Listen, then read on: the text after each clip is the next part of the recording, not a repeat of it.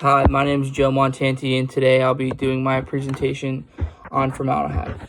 I decided to do formaldehyde because I grew up on a farm where we lived on 90 acres, and we had horses and chickens and ducks and cats and dogs. So we had a lot of land, and the neighboring farm, the guy, he needed a place to plant a lot of his corn.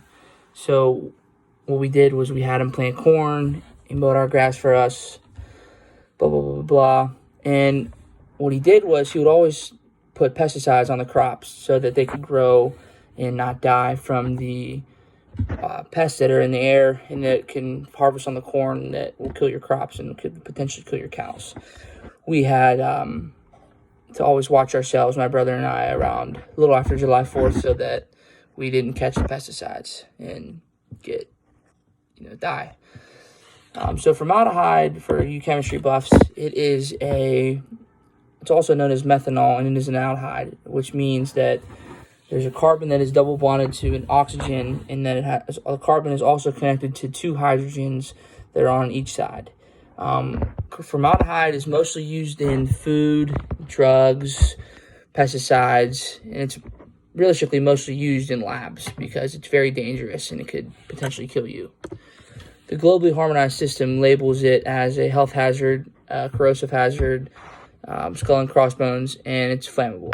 What that means is it has a very low ignition source, or a very low ignition, a flash point, and the health hazard means that it's dangerous and it can cause you to have health problems, and skull and crossbones means that you can die very quickly. Same thing goes with the corrosiveness. It's very corrosive and it could potentially erase away your flesh.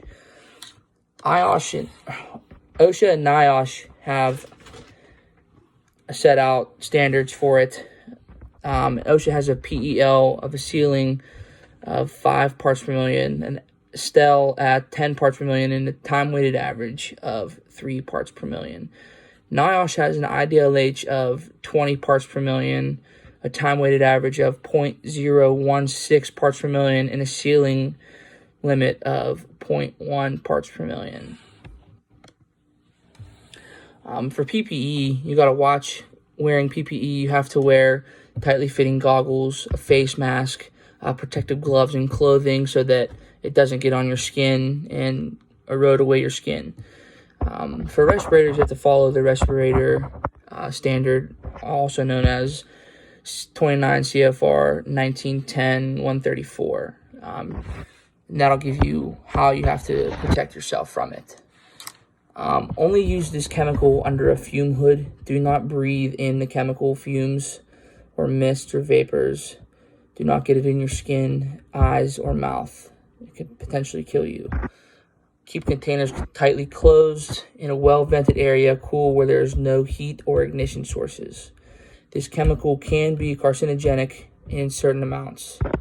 Store the chemical in locked up space and store it in a well-vented area. Keep container tightly closed. If swallowed, do not induce vomiting.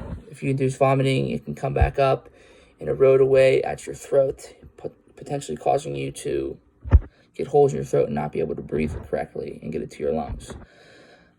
Wash your skin off immediately with plenty water, at least for 15 minutes. If it's in your eyes, rinse your eyes with fresh water for 15 minutes and under your eyelids as well.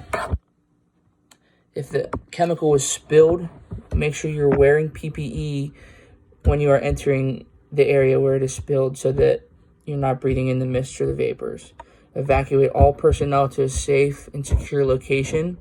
Keep downwind so that it's not coming upwind where you can breathe in the chemicals. Remove all sources of ignitions immediately, and this chemical should not be released into the environment because it can cause death